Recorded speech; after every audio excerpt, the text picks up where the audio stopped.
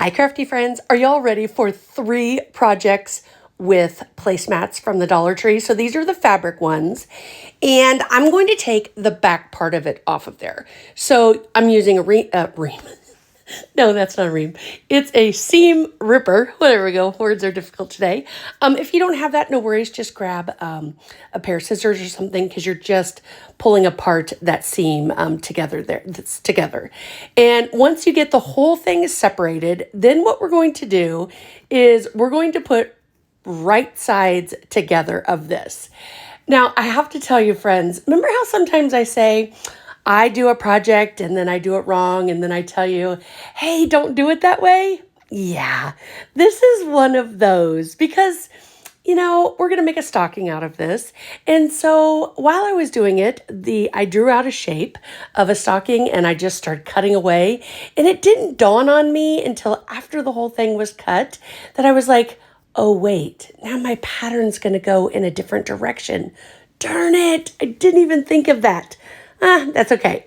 So if you're doing this project or you try it, make sure whatever your placemat is, that it's not like mine and it has where the trees are now sideways. Yep, like I said, I'm here to do it wrong so that you guys can do it right. So I'm just using a little bit of hot glue all the way around. I'm going to leave the top of it open. Again, we are making a fun little decorative stocking, and the hot glue is enough. If you have a sewing machine, you could, zoom right around if you wanted to. I have a sewing machine, but man, hot glue is just so easy sometimes. So that's why I am doing it that way. So once we get all of that done, we're just going to turn it right side out.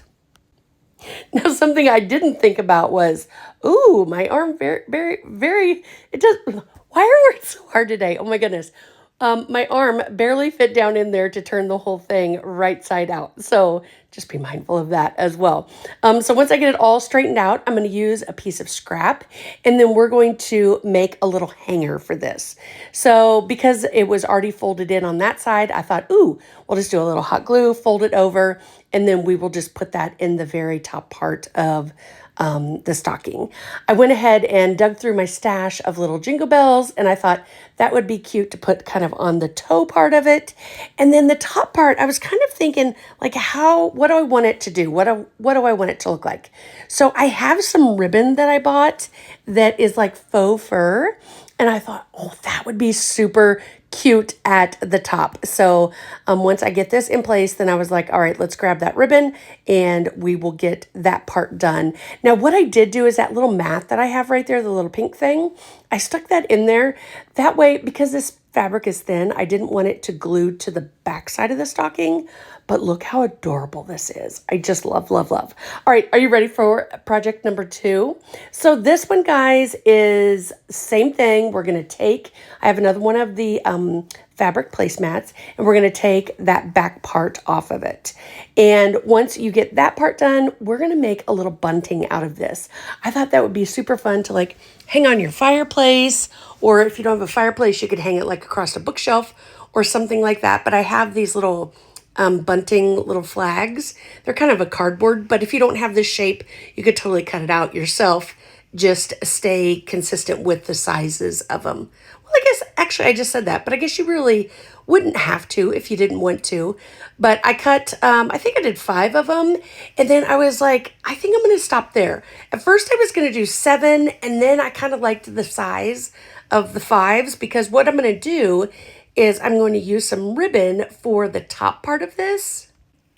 And I can kind of space it out on the ribbon. So that's why I was like, oop, I think 5 will work. But I guess that would depend on what size that you cut them as well. So I'm going to do a little bit of hot glue. Okay, I did way too much hot glue here, but first one we learn here, friends, we learn. So I'm going to put that down. And then what I'm going to do is I'm just going to fold that ribbon over on top of itself. And then the extra little hanging parts on either side of the bunting, I'm going to do that same fold. We'll put a little hot glue on the center and fold that. And then I can just kind of make a loop on the end. And then that way I can get it hung up on my fireplace. I love when I'm doing this, you can like hang the buntings.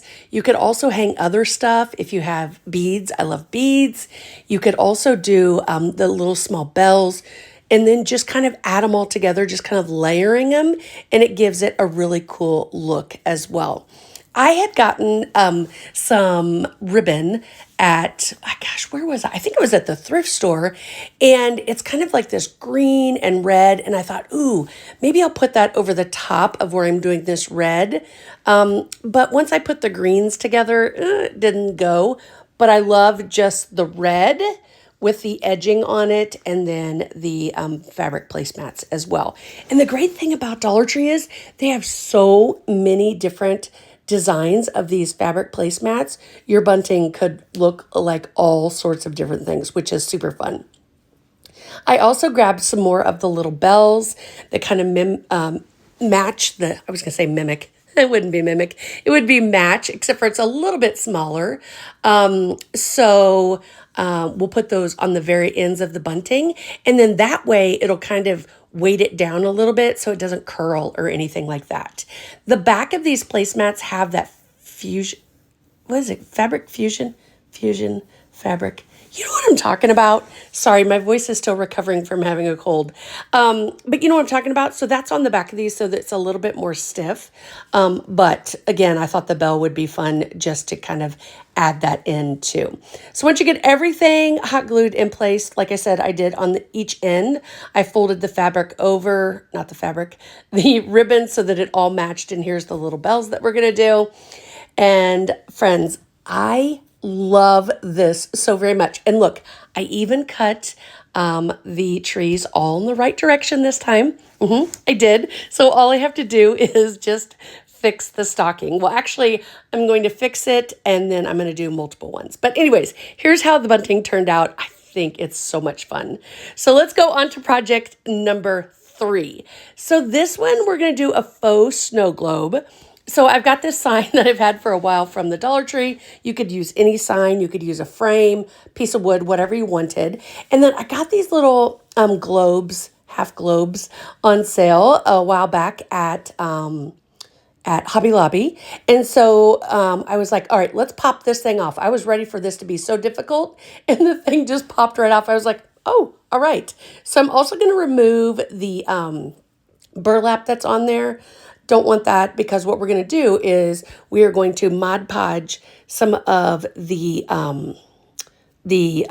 fabric placemat onto the back. So when you put the snow globe over, you'll see that coming through.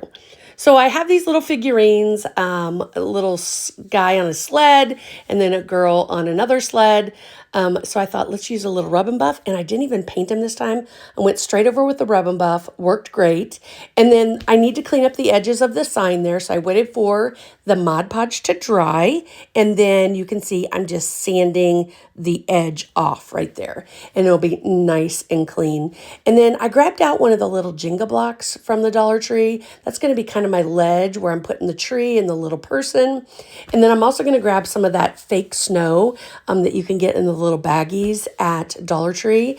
And we're going to put that into the globe part of it, put some glue around the edge, and then glue it on to the sign itself, or not really sign, I guess it's more of a block.